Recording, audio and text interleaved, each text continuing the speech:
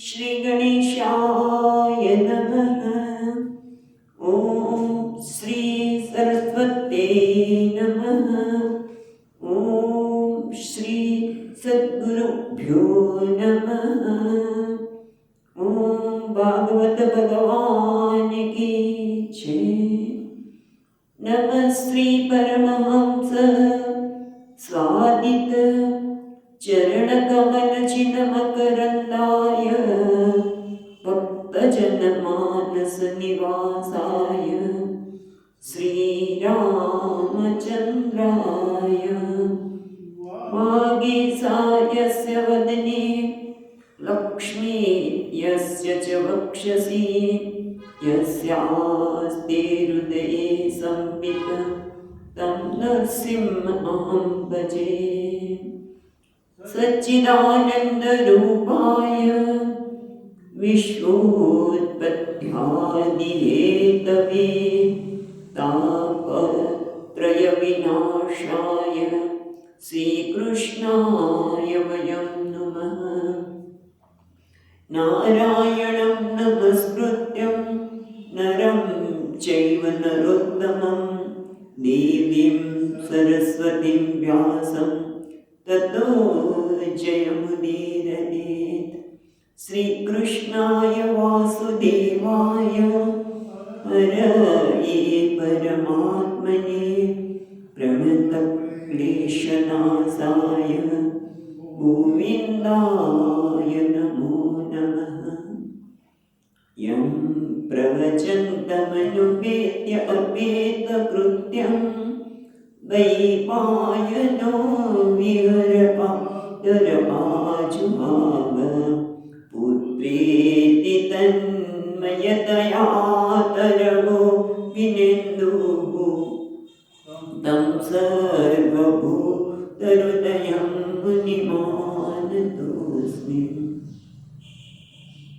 जन्माद्यस्य यतोऽन्वयादितरत् चार्तेष्वभिघ्नस्वराट् तेने ब्रह्महृदाय आदिकवये मुह्यन्ति सूरयः।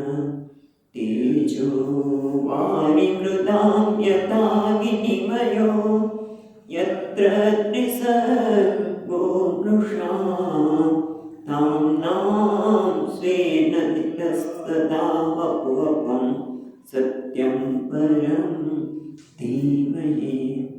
नमो भगवते तुभ्यं वासुदेवाय धीमहि प्रद्युम्नाय निरुद्धाय नमः शङ्कर्षणाय च।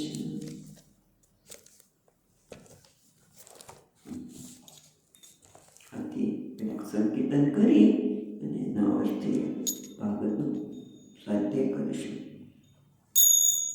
ઓમ નમો ભગવતે વાસુદેવાય. ઓમ નમો ભગવતે વાસુદેવાય. ઓમ નમો ભગવતે વાસુદેવાય.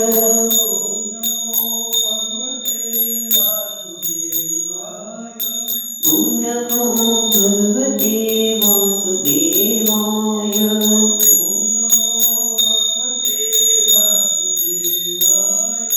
ઓમ નમો ભગવતે વાસુદેવાય. ઓમ નમો ભગવતે વાસુદેવાય.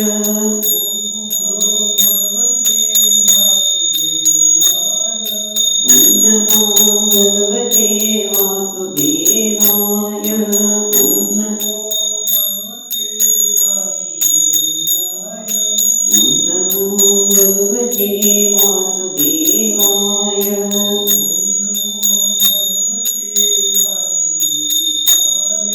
ઓમ નમો ભગવતે વાસુદેવાય.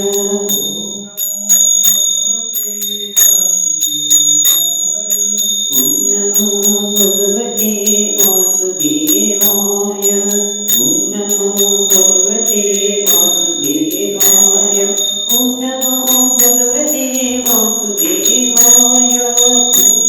ઓમ ભગવતે વાસુદેવાય. ઓમ નમો ભગવતે વાસુદેવાય.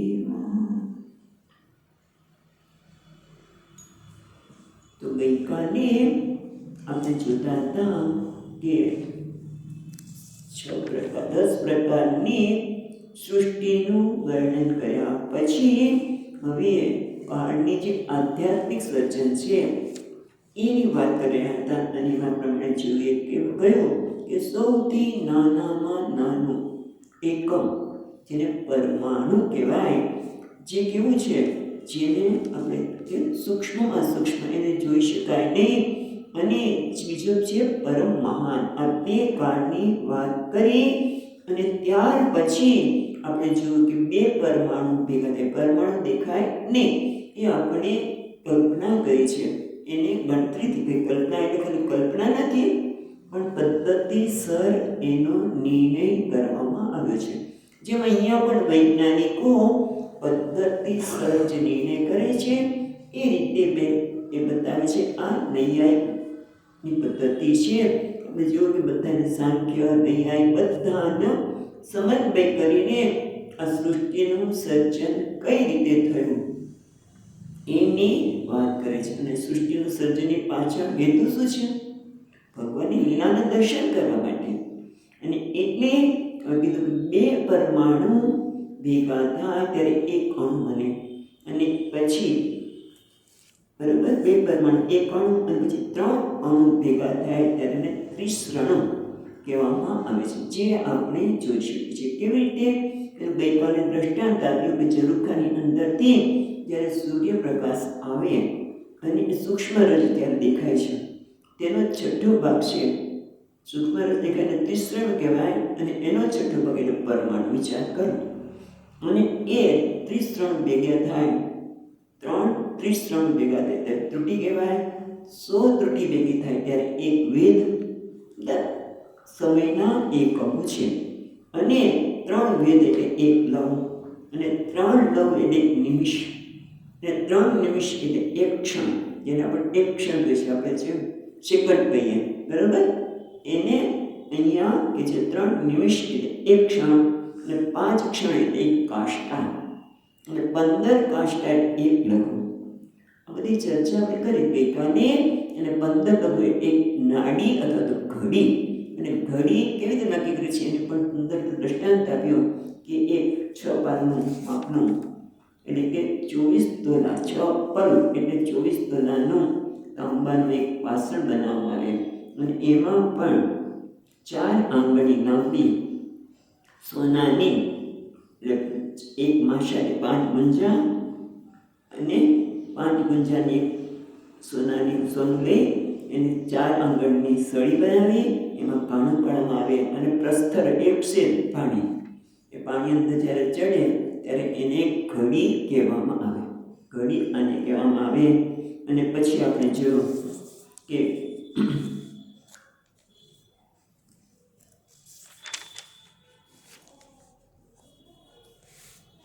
અને પછી બીજી વાત કરી 4 કે 6 કે 7 ઘડી એટલે મનુષ્યનો એક પ્રહર. 6 ને 7 કેમ કીધું? 6 તો 7 ભાઈ એક વસ્તુ કોને? પ્રહર એટલે કોણ?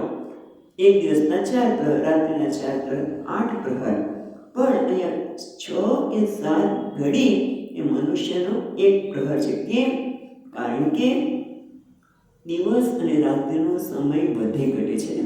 શિયાળામાં રાત્રિ મોટી હોય, બરાબર? ઉનાળામાં દિવસ મોટું થઈ જાય છે વગેરે. દિવસ નાનો રાત્રિ, દિવસ અને રાત્રિનો જે ભાગ બદલાય છે, અને એના કારણે આ ઘડીનું માપ બદલાય છે. અને બીજું જે સંધ્યાકાળ છે, બરાબર? સૂર્ય પ્રાતઃકાળ અને સંધ્યા સમય, જે સૂર્ય આત્મે ત્યારે એનો જે સંધ્યાકાળ છે એને ગણતા નથી, પ્રહરમાં ગણતરીમાં લેતા નથી. એને 2 મુહૂર્ત કહેવામાં આવે છે.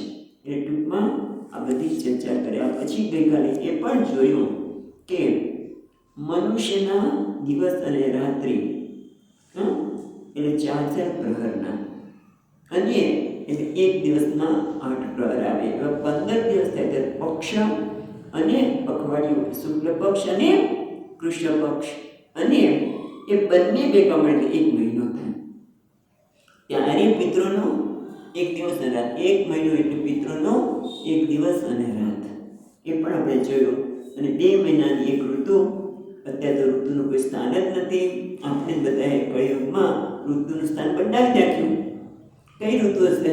એ શિયાળામાં વરસાદ આવે, ઉનાળામાં આવે, ગમે ત્યારે ઠંડી, ગમે ત્યારે આ બધું જ થયા કરે છે. પણ બદલાઈ ગયું. ત્યારે આ નિયમ ચાલુ હતો અને એટલા પ્રમાણે 2 મહિનાની એક ઋતુ અને 6 મહિનાનું દક્ષિણાયન, ઉત્તરાયણ અને આ વસ્તુ આપણે જોઈએ. હવે 12મો શ્લોક સુધી આપણે જોયું હતું. 12મો શ્લોક વાંચીને આપણે આગળ જઈશું. અયને ચાનિ પ્રાહુઃ વત્સરો દ્વાદશ સ્મૃતઃ સંવત્સર શતમ નૃણાં પરમાયુર્નિરૂપિતમ. અયને ચ અનિ પ્રાહુઃ વત્સરો દ્વાદશ સ્મૃતઃ. અયને એટલે 2 અયન એટલે દેવના. આપણે કયું કીધું? ઉત્તરાયણ અને દક્ષિણાયન એ 2 અયનો દેવોના રાત્રે દિવસ કહેવાય છે. 12 મહિનાનું વર્ષ કયું? અને મનુષ્યનું લાંબામાં લાંબુ આયુષ્ય 100 વર્ષનું છે. ગઈકાલે આપણે જોયું હતું. પણ 100 વર્ષમાં પણ બધાનું આયુષ્ય 100 વર્ષનું નથી હોતું. છે મનુષ્યનું આયુષ્ય 100 વર્ષનું, પણ બધા 100 વર્ષ જીવતા કેમ નથી? તો એના માટે હંસિદ્ધર મહારાજે બતાવ્યું કે વસ્તુતઃ પુણ્યથી મનુષ્યનું આયુષ્ય વધે છે અને પાપથી એનો ક્ષય થાય છે. પણ એ દ્વારા શું કહેવા માંગે છે? તો કે છે અનેન ક્રમેણ અસો સૂર્યો નિત્ય આયુક્ષપયતિ. આ કાળના ક્રમથી સૂર્ય નિત્ય આયુષ્યનો ક્ષય કરે છે. પણ જે પ્રમાણે પુણ્ય અને પાપ કર્મ હોય એટલા વર્ષ મનુષ્ય જીવે, પણ ખરેખર આયુષ્ય મનુષ્યનું કેટલું છે? 100 વર્ષનું છે. તો યાદ આવે છે પછી ગોવિંદ દિન્યામિન્યૌ સાયં પ્રાત શિશિર વસંતૌ પુનરાયાત ગચ્છત્યાહુ તદપિ ગચ્છત્યાહુ તદ કાલ. ફરી એકવાર. દિન્યામિન્યૌ સાયં પ્રાત શિશિર વસંતૌ પુનરાયાત કાલ ક્રીડતિ ગચ્છત્યાહુ તદપિ ન મુંચત્યાસા વાયુઃ. ભજ ગોવિંદમ ભજ ગોવિંદમ ગોવિંદમ ભજ મૂઢમતે. એની પાછળ અત્યારે આ જે શ્લોક આપણે પાછળ કહેવાનો હેતુ એ છે કે સૂર્ય નિત્ય આયુષ્યનો ક્ષય કરે છે. અને એ જ વાત ભજ ગોવિંદમાં શંકરાચાર્ય મહારાજ કરી. શું કર્યું? દિન્યામિન્યૌ સાયં પ્રાત શિશિર વસંત પુનરાયાત. આમ સૂર્યનારાયણ સતત પરિભ્રમણ કર્યા કરે છે. દિવસ રાત્રિ ઋતુ બદલાય છે, પાછું નવી ઋતુ આવે ને દિવસો જતા જ જાય છે. અને એના લીધે આયુષ્ય ક્ષીણ થાય છે. પણ તદપિ ન મુંચતે આસા વાયુ. આયુષ્ય ક્ષીણ થઈ રહ્યું છે, એના તરફ મનુષ્ય જોતો નથી કે જીવનના કેટલા વર્ષો બાકી છે. પણ એ તો આ જોઈ છે અને પેલું જોઈ છે. સતત ઈચ્છાની પૂર્તિમાં જ લાગે. તદપિ ન મુંચતે આશા વાયુ. એ વાત કરી અમે આગળ જોઈએ 13મા શ્લોકમાં. ગ્રહક્ષત તારા ચક્રસ્થ પરમાણ્વાદીના જગત સંવત્સરાવસાનેન પર્યત્ય નિશો વિભુઃ. હવે કે છે ગ્રહક્ષ એટલે શું? ગ્રહ અને ઋતુ રેખા છે ને. ગ્રહ એમ નથી. ગ્રહ ર છે ને રેખા એટલે રૂ, નક્ષ એટલે ઋતુ એટલે વૃક્ષાણી એટલે નક્ષત્રો. ગ્રહ પછી વૃક્ષાણી એટલે અશ્વિની વગેરે નક્ષત્રો. પછી શું છે? તારા. તારા એટલે અન્ય. આમ તો ધ્રુવનો તારો, કઈ શુક્રનો તારો દેખાય છે આપણને. બધા તારાઓ અને એટલે કે ચક્રસ્થ એનું ચક્ર. ગ્રહ, નક્ષત્ર, તારાનું બધું એક ચક્ર. એને જ્યોતિષશાસ્ત્ર પ્રમાણે જ્યોતિષ ચક્ર કહે છે. તારા એટલે ગ્રહ, નક્ષત્ર અને તારા ચક્રસ્થ, એનું ચક્ર એ જ્યોતિષ ચક્ર કે છે એ પરમાણવાદીનામ જગતમ એટલે પરમાણુથી શરૂ કરીને સંવત્સરા અવસાનેન, સંવત્સર અવસાન એટલે સંવત્સર સુધી, અવસાન પર્યતિ એટલે પર્યટતી, આપણે ભ્રમણ કરે છે. કોણ? સંવત્સરા અવસાનેન પર્યતિ અનિમિષો વિભુઃ. પર્યત્ય છે ને, પર્યત્ય નિમિષો વિભુઃ, અને જુદું પાડીએ તો પર્યતિ અનિમિષ વિભુઃ. અનિમિષ એટલે નિમિષ કાળ, અનિમિષ કાળાત્મા, જેમાં કાળાત્મા વિભુ એટલે ઈશ્વર, અને અહીંયા પણ છે સૂર્યને પરમાત્મા કહેવામાં આવે છે. એટલે શું કહે છે? પરમાણુથી આરંભ કરે, પરમાણુ આદિના, પરમાણુથી આરંભ કરીને ગ્રહ, નક્ષત્ર, તારા, આ સર્વ જે જ્યોતિષ ચક્ર છે, આ ચક્રમાં રહીને સૂર્ય ભ્રમણ કરે છે, આખા જગતમાં ભ્રમણ કરે છે. આરંભાર એટલે શું? સંવત્સરાના જગત, એ સંવત્સર કોને કહેવાય? 12 રાશિનું વન મંડળને એ પરિક્રમા કરે છે, અથવા તો એ જગતને ભોગવે છે. પર્યતિ એનો ફરીને એ મંડળમાં ભ્રમણ કરે છે, અથવા તો એને ભોગવે છે.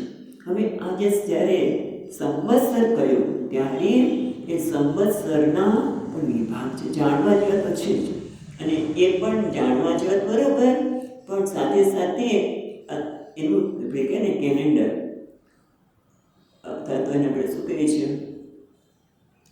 કેલેન્ડર શબ્દ આપણે શું? પંચાંગ.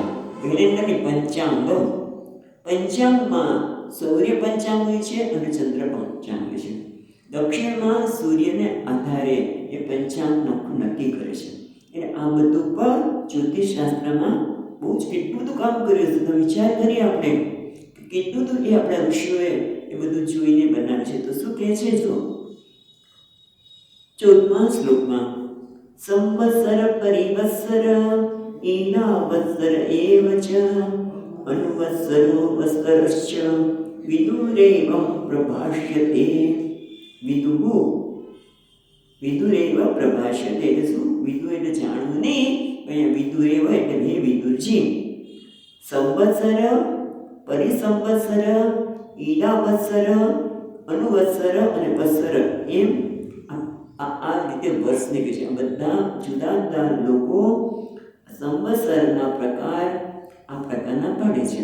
કોઈને સંવત્સર કે, પરિસંવત્સર, ઈલાવત્સર અને અનુવત્સર અને વત્સર. હવે એના માટે એ બહુ સુંદર રીતે સમજાવ્યું છે, તે આપણે જોઈએ. એટલે 5 પ્રકારની વત્સરની સંજ્ઞા છે.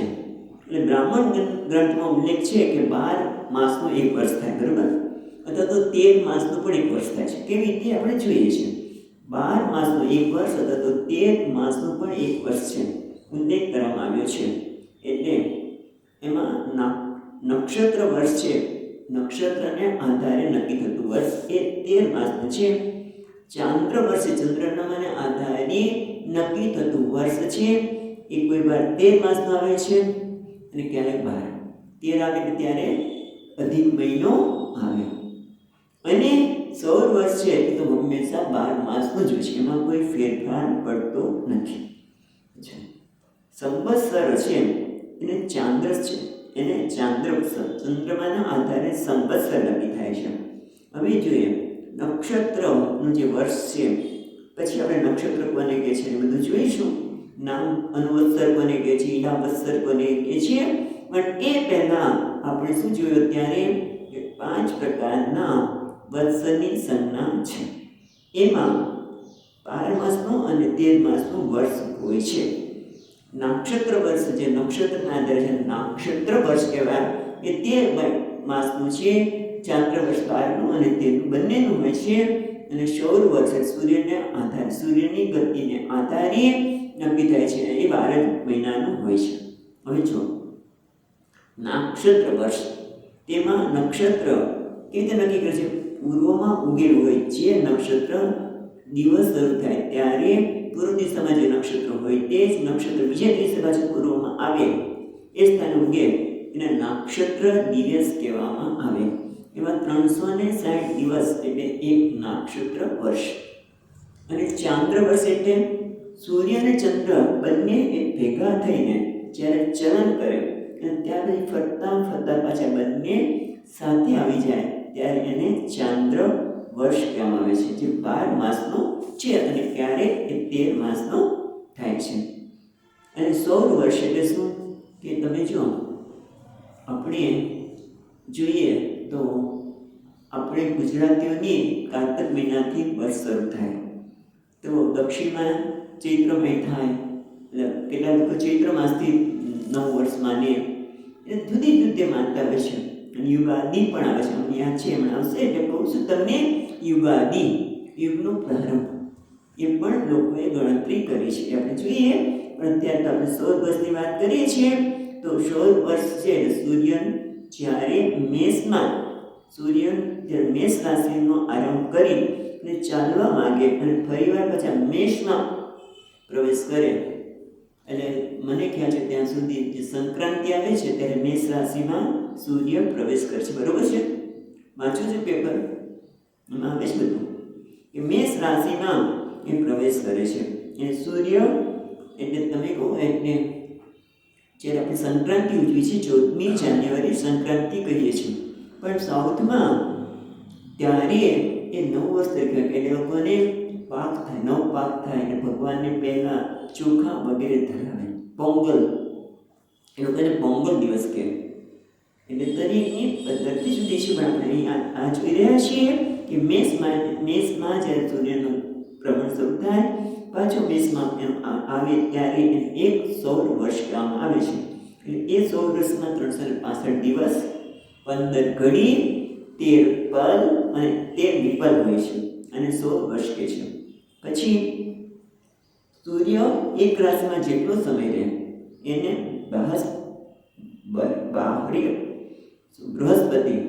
બૃહસ્પતિનું વર્ષ કહેવામાં આવે છે.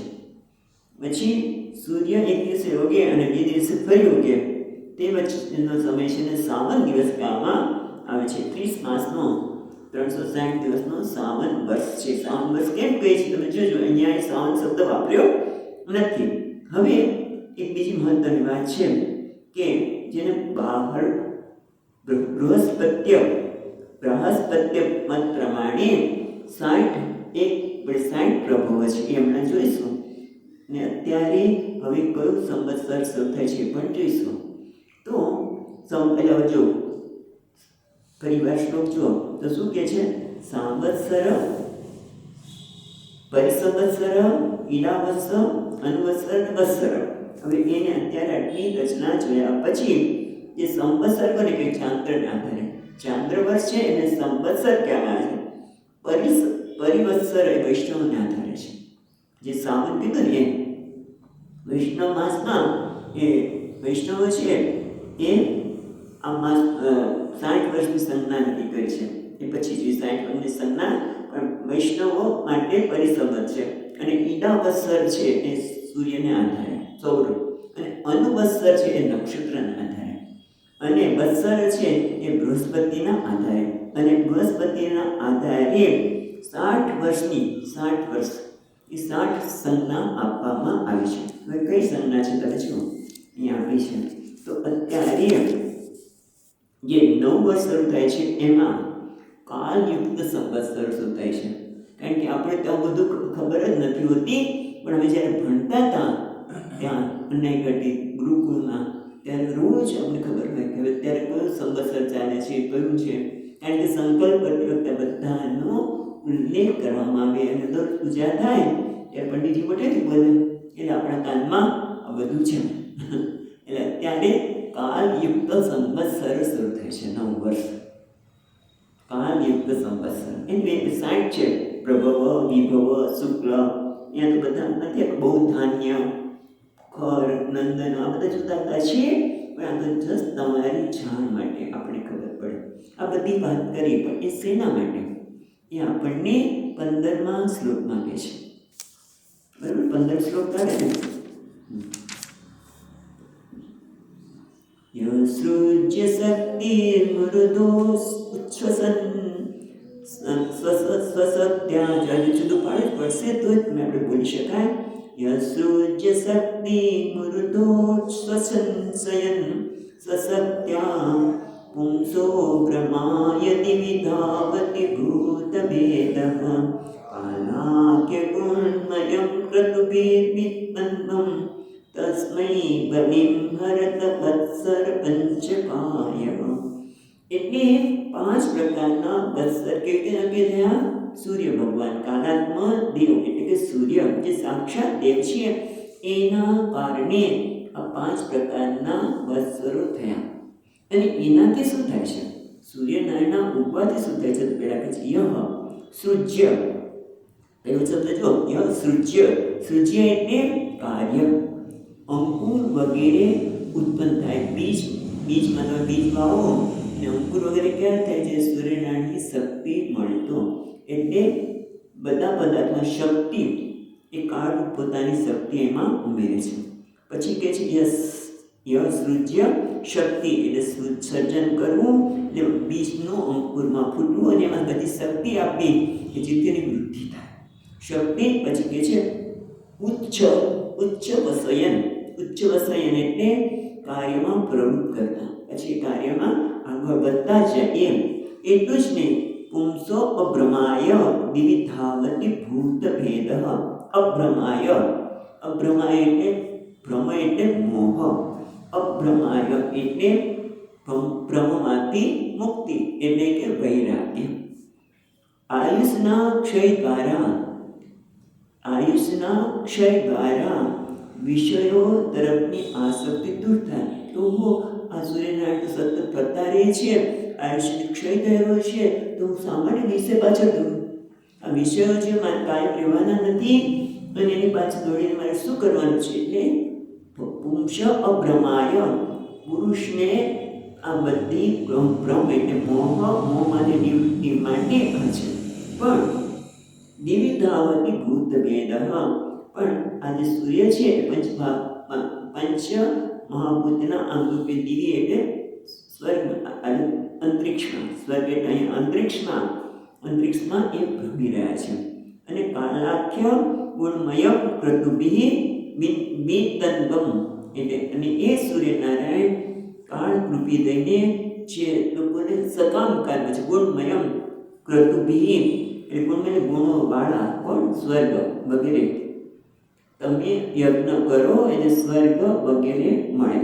એટલે જો આ બધું કહેવાની પાછળ એક જ છે કે પોતાના કાળ નામની શક્તિથી બીજ વગેરે પદાર્થોની અંકુર ઉત્પન્ન કરવાની શક્તિ, બીજને અંકુર કરવાની શક્તિ પણ આપે છે તો સૂર્યનારાયણ પ્રકારે. અને પછી એને કાર્યમાં પ્રવૃત્ત કરતા, પછી યજ્ઞો વડે સ્વર્ગ વગેરે ફળનો વિસ્તાર કરતા, અને પોતે ક્યાં છે? પંચમહાભૂતના અંગરૂપ તે જ સ્વરૂપ જે સૂર્યનારાયણ છે, જે પુંસો અભ્રમાય એ જે આયુષ્ય વગેરે ક્ષય દ્વારા મનુષ્ય મોહ દૂર કરે છે અને અંતરિક્ષમાં જે વિચરી રહ્યા છે. કેટલા કાર્ય કરે છે ભગવાન?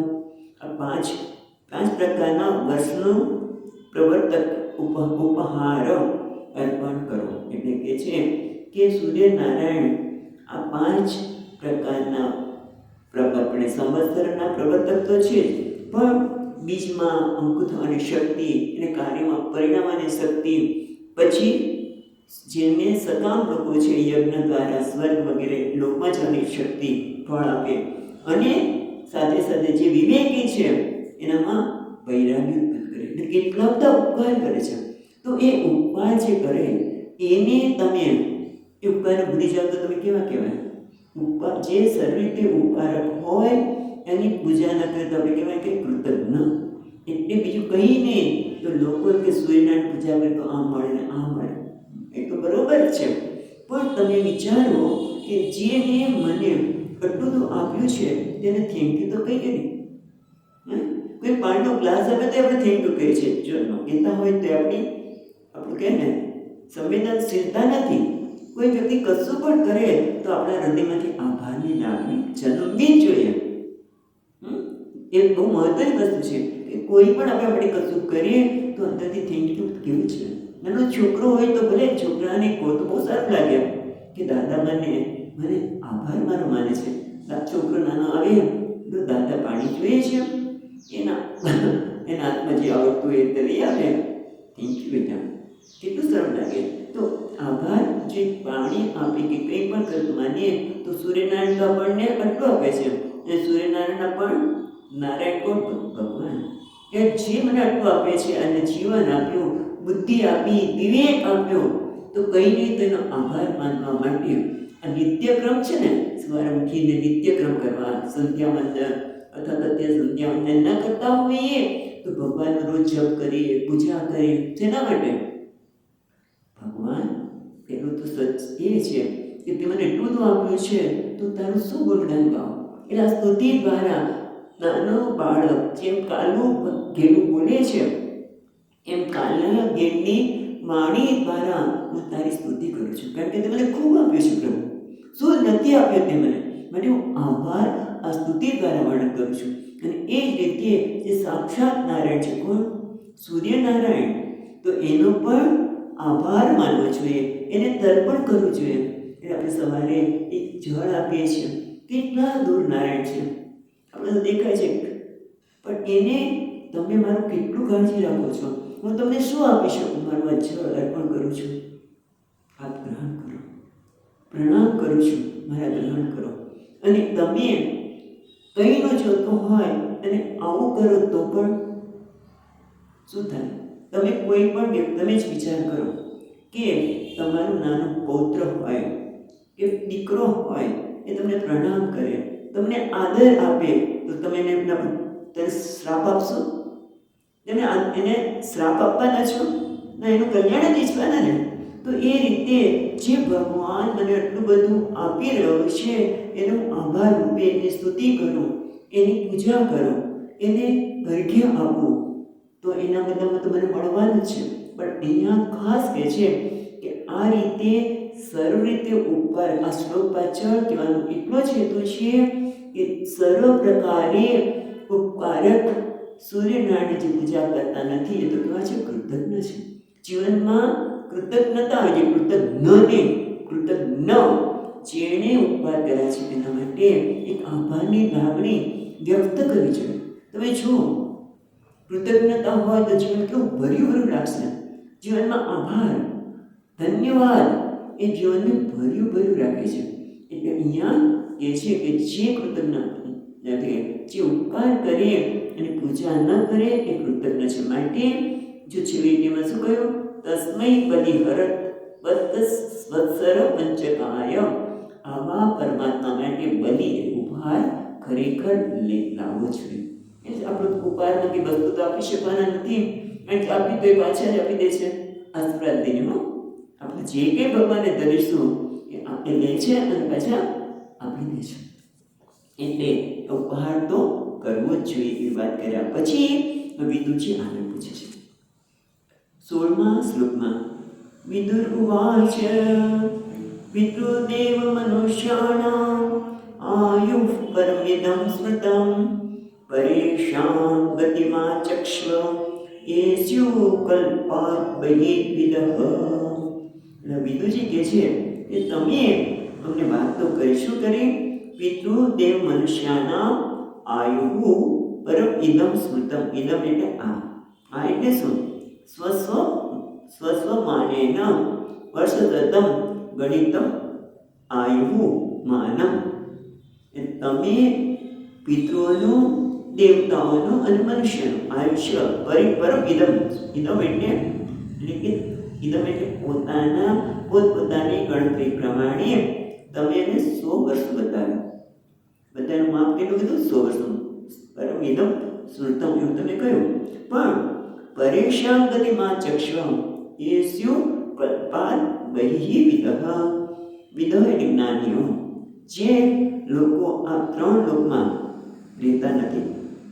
પરેશાન બીજાઓ જે વિદુઃ એટલે જ્ઞાની, પહેલે પરેશાન એટલે બીજા, અને વિદઃ ક્યાં લીધું? છેલ્લા શબ્દમાં. બીજા જે જ્ઞાનીઓ છે જે આ ત્રૈલોક્યની બહાર છે. પરેશાન ગતિમાં ચક્ષુ એસ્યુ કલ્પાત બહિ, કલ્પમાં સર્જનમાં 3 લોકનું સર્જન કર્યું એ આગળ આપણે જોયું છે. એટલે કે છે કે 3 લોક 3 કલ્પની બહારના જે લોકો છે કયા મહ જન તપ બરાબર સત્યમ એ બધા જે લોક છે તેમના આયુષ્યનું માપ મને હવે કહો. પછી શું કામ કહો તો કે તમને એટલા માટે કહું છું કે તમે એના માટે યોગ્ય છો, તમે જાણો છો માટે. અહીંયા સરસ કહે છે ભગવાન વેદ કાલસ્ય ગતિમ ભગવતો નનું વિશ્વમ વિચક્ષતે ધીરા યોગારબ્ધેન ચક્ષુષા. એટલે કે છે ભગવાન વેદ કાલસ્ય ગતિમ, એ ભગવાન વિદુજીને ભગવાન શબ્દ વાપરે. વિદુજી કોના માટે ભગવાન વાપરે છે? મૈત્રેયજીને કે ભગવાન કાળની ગતિને તમે ખરેખર જાણો છો, કારણ કે ધીર પુરુષો જો વિશ્વમ વિચક્ષતે ધીરાહ યોગરાધ્યેન ચક્ષતા. યોગરાધ્ય એટલે યોગથી મેળવેલી જ્ઞાન શક્તિ વડે. અહીંયા ટીકાકાર કહે છે કૈમુતિક ન્યાય દ્વારા કે જ્યારે ધીર પુરુષો સામાન્ય મનુષ્યો વિષયોમાંથી પોતાની ઇન્દ્રિયને ખેંચી લે, એટલે કે જેનો વૈરાગ્ય છે વિષયોમાંથી ઇન્દ્રિય ખેંચીને યોગ સિદ્ધિ દ્વારા એ ઘણું બધું જાણતા હોય છે. આપણે વેદાંતમાં એ સિદ્ધિને મહત્વ તો નથી આપતા, પણ સિદ્ધિ હોય છે કોઈના મનમાં શું ચાલે છે. જેમ બેન હમણાં આવી તો એમના ઘરમાં બધાને એ પ્રકારની સિદ્ધિ છે, એટલે કોઈ પૂર્વજન્મના એવા કર્મ કર્યા હશે એટલે કોઈને સરસ મજાનો જ્યોતિષ જોતા આવડે, કોઈને હસ્તરેખા જોતા આવડે, એમને નથી આવી ગઈ. કોઈ પણ વસ્તુ હોય એમને નથી આવી, એણે ક્યારે આવી હોય કે જ્યારે વિષયમાંથી પોતાના મનને ખેંચી લઈને કંઈક સાધના કરી હોય ત્યારે આવે છે. આ જન્મમાં કે પછી આગળના જન્મમાં પણ સાધના કરી હોય ત્યારે જ આવે. એટલે કે છે કે વિષયોમાંથી પાછી ફરતી ઇન્દ્રિયવાળાઓ યોગનિષ્ઠ છે એ વિશ્વને અને વિશ્વથી બહાર ઇન્દ્રિયાતીત વસ્તુને પણ જાણે છે. તો તમે તો કેવા છો? એક સામાન્ય વ્યક્તિ, સામાન્ય એટલે બીજાના એમના સંદર્ભમાં, મૈત્રેયજીના સંદર્ભમાં સામાન્ય વ્યક્તિ વાત કરે છે, પણ સામાન્ય નથી. એણે વિષયોમાંથી પોતાની ઇન્દ્રિયોને ખેંચીને યોગમાં નિષ્ઠા પ્રાપ્ત કરી છે અને એના કારણે આ જગતમાં કે જગતની બહાર ઇન્દ્રિયાતીત વસ્તુનું પણ એમને જ્ઞાન હોય છે. ત્યારે તમે તો મુનીશ્વર છો કે છે ભગવાન વેદ કાલસ્ય ગતિમ ભગવતો નૂનમ. તમે તો મુનીશ્વર છો, તમે તો જાણો, એમાં કોઈ શંકા નથી. શું કહેવું માટે આપ મને શું જાણવા માંગે છે? જે ત્રૈલોક્યની બહાર છે, જે બધા જે જ્ઞાનીઓ છે એનું આયુષ્ય કેવું છે એના વગેરે જાણવા માંગે છે. ત્યારે મૈત્રેય મુનિ જવાબ આપે છે 18મા શ્લોકમાં. મૈત્રેય ઉવાચ કૃતમ ત્રેતા દ્વાપરમ ચ કલિશ્ચેતિ ચતુર્યુગમ વૈદ્વૈ દિવ્યૈ દ્વાદશભિર્વર્ષૈઃ સાવધાનમ નિરૂપિતમ. આ બહુ સુંદર છે, જાણવા જેવું. અહીંયા પછી આપણે ગણતરી બતાવીશું. હવે શું કહે છે મૈત્રેય મુનિ? કૃત ત્રેતા દ્વાપરમ ચ કલિશ્ચ ઇતિ ચતુર્યુગમ. કૃત એ સત્યુગ કહો કે કૃતયુગ? કૃત યુગ, ત્રેતા યુગ, દ્વાપર અને કલિયુગ, એમ 4 યુગ કહેવામાં આવ્યા છે. બરોબર? હવે 4 યુગ છે એટલે એક યુગને શરૂ થાય. દાખલા તરીકે કૃતયુગ છે એ ચાલી રહ્યો છે, પછી એ પૂરો થાય, એ પૂરો થવાનો છે ત્યારે એને પૂરું થવાને સંધ્યા કહે, સંધ્યા અંશ કહે છે. અને પછી કૃતપેદ પછી કયો યુગ આવે? કયો આવે છે? જવાબ તો મળો છે, બધાને આવડે છે. ત્રેતા યુગ.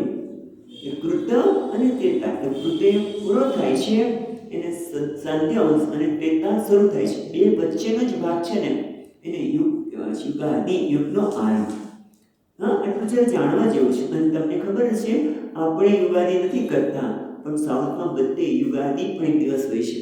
અત્યારે યાદ નથી આવતો, આજે યુગાદી છે, આ યુગનો પ્રારંભ થાય છે. અને તમે પંચાંગમાં આવા શબ્દ સાંભળશો, યુગાદી, યુગનો આરંભ થાય છે. તે દિવસે પણ એ લોકો સ્પેશિયલ પૂજા કરતા હોય છે. અને પૂજાનો હેતુ શેના માટે છે? ભગવાનનું નામ શેના માટે છે? હમણાં જોયું આપણે. શેના માટે છે?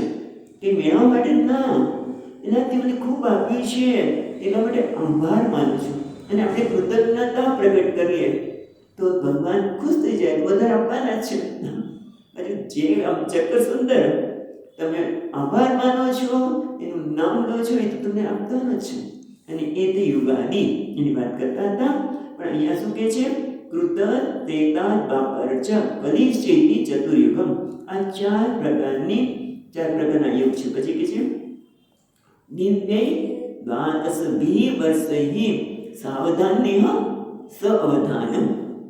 સાવધાન શબ્દ છે ને, એટલે આપણે સાવધાન એટલે સાવધાન ના, સાવધાન સ અવધાનમ.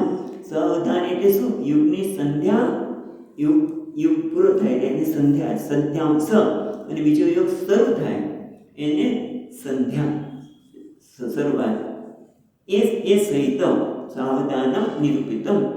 એને સાથે ચાર યુગ, સંધ્યા અને સંધ્યાંશ, એની સાથે દેવતાઓના 12,000 વર્ષ કરેલા છે. જોવા છે તમારે 12,000 વર્ષ કેવી રીતે થાય? જો ગણતરી બહુ સરસ છે, તમે સાથે રહેજો તો કહીશ. જો કે પછી ક્યાં એ ગણતરી આપી છે આપણે?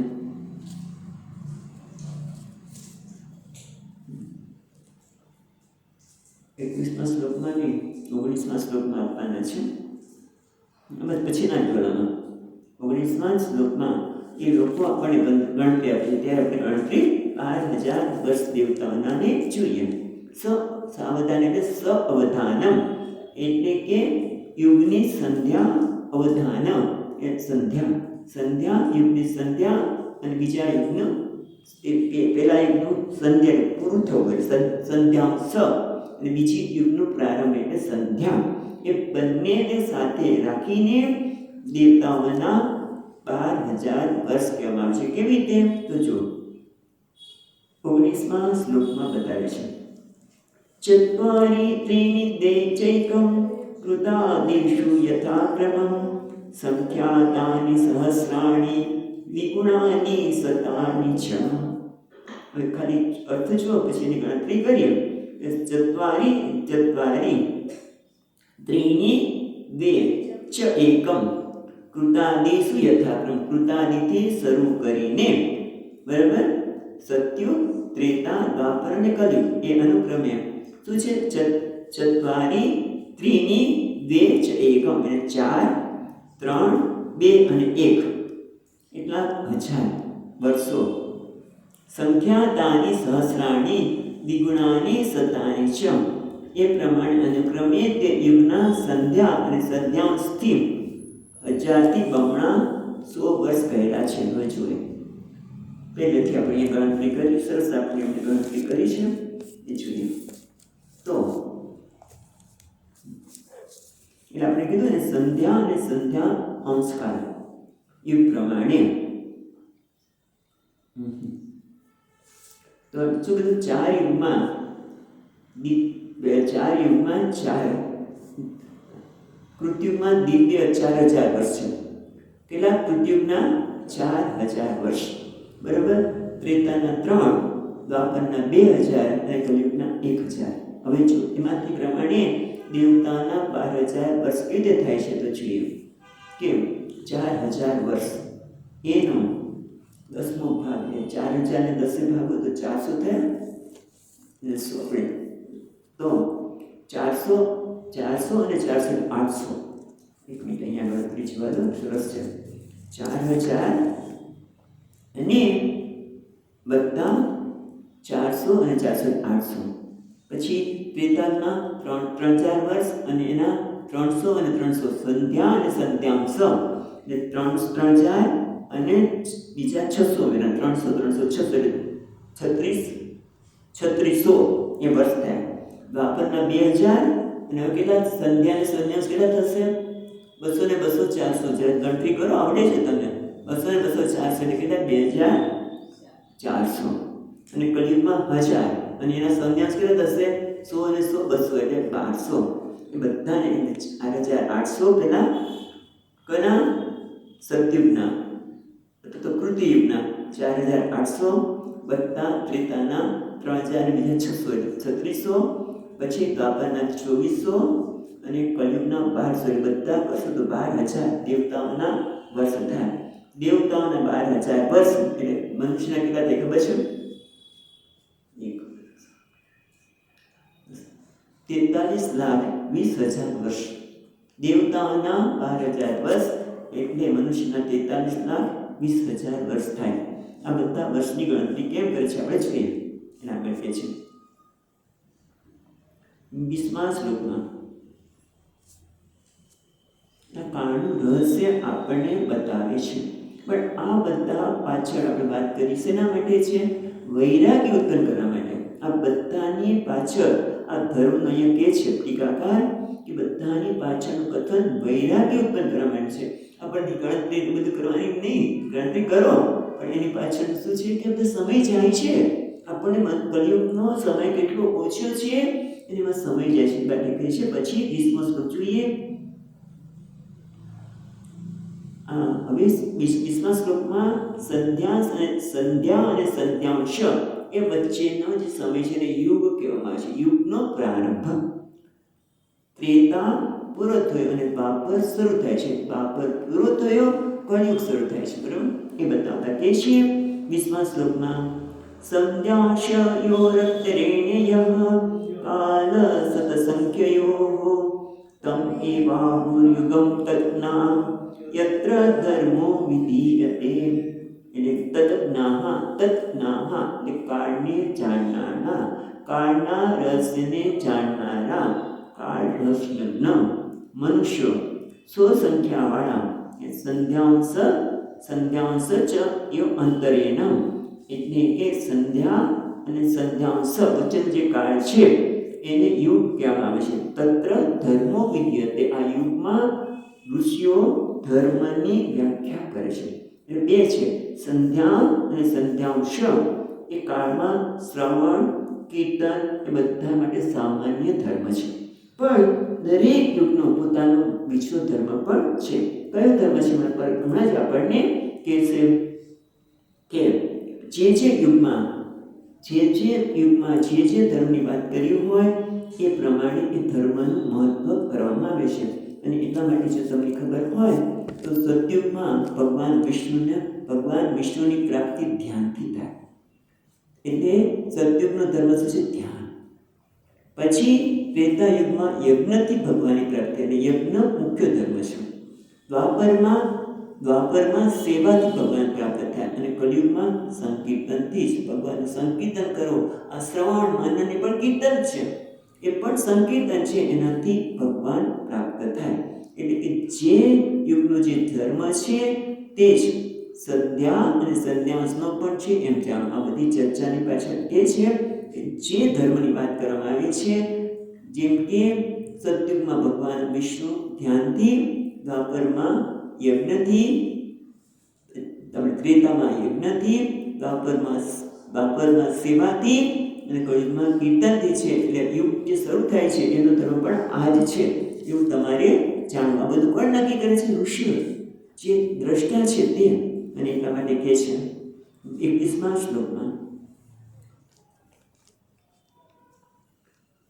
ધર્મશ્ચતુષ્પાન મનુજાન કૃતે સમનુવર્તતે સ એવાન અગ્નિશ્વ ધર્મેણ વેતિ પાદેન વર્ધતા. એટલે હવે તેના બીજું બતાવે છે કે ધર્મ ચતુષ્પાન મનુજા એટલે મનુષ્ય માટે 4 ચરણવાળો ધર્મ છે.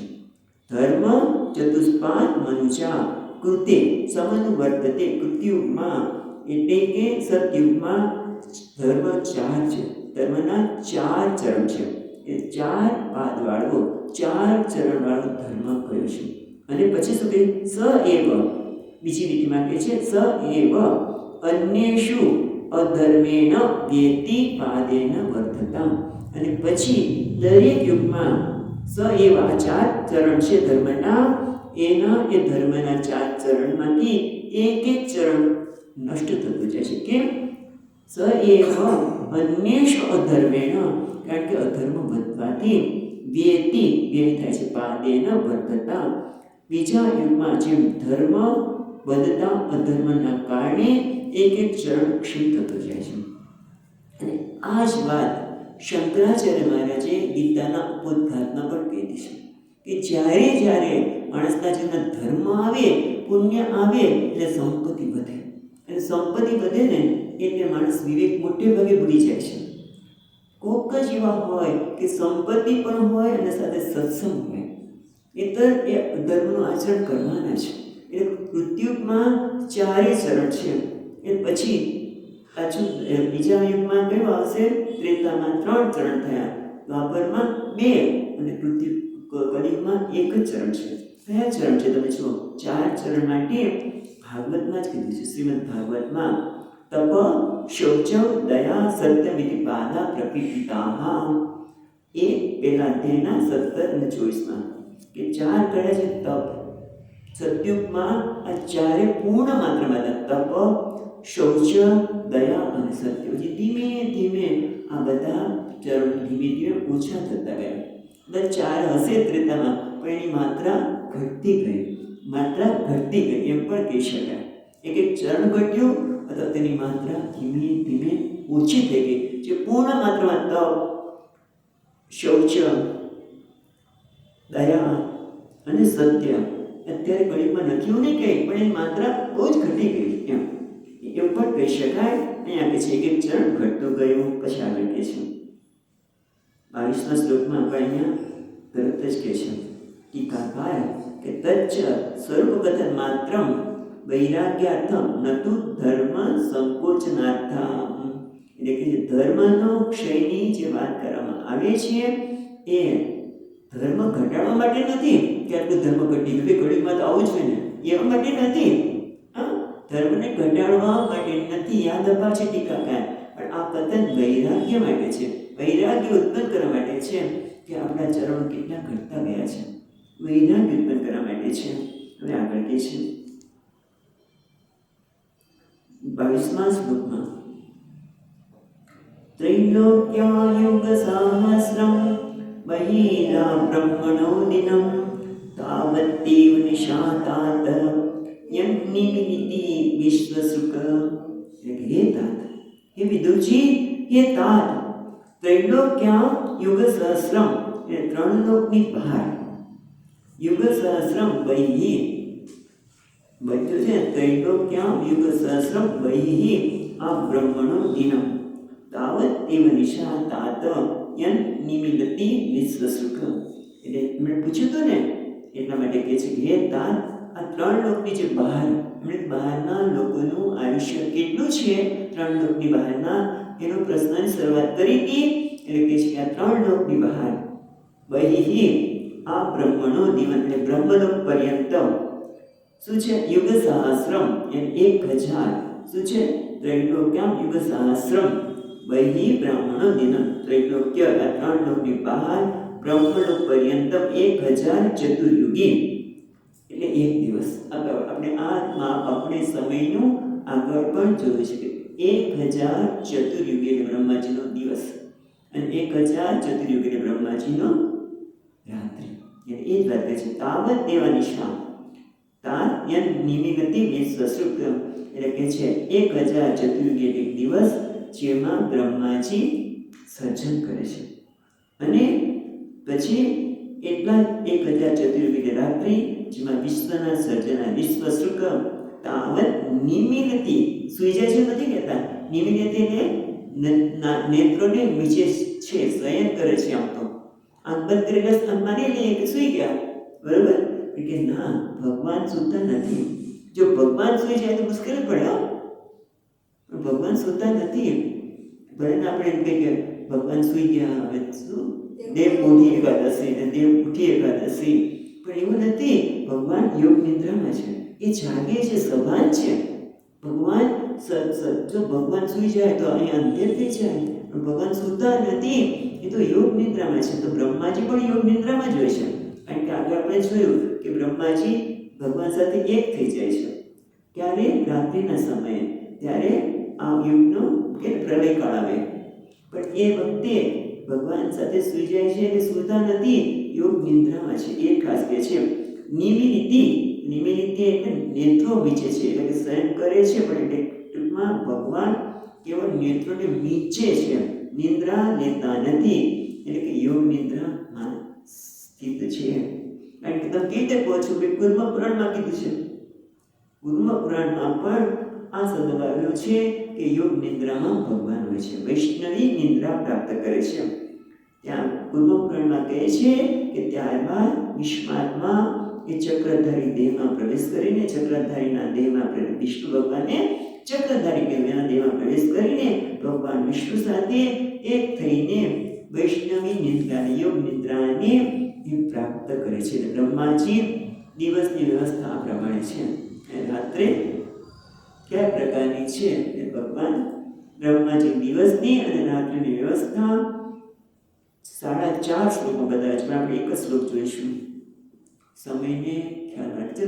એ 4.5 શ્લોક પછી જ જોઈશું, કારણ કે બધા સોમવારથી આપણે બંધ હશે. ત્યાં ખંભાતમાં અપરોક્ષાનુભૂતિ શરૂ થશે. સચ્ચિદાનંદ રૂપાય વિશ્વોત્પત્યાદિ હેતવે તાપત્રય વિનાશાય શ્રી કૃષ્ણાય વયં નમઃ. યં પ્રવચन्तમનુપેત્ય અપેતકૃત્યં વૈપાયનો વિહરકાતર આજુહાવ. પુત્રેતિ તન્મયતયા તરવો વિનેन्दુઃ तं સર્વભૂતહૃદયં મુનિમાનતોऽસ્મि. ઓમ શાંતિ શાંતિ શાંતિ. હરિ ઓમ. શ્રી ગુરુભ્યો નમઃ. હરિ ઓમ.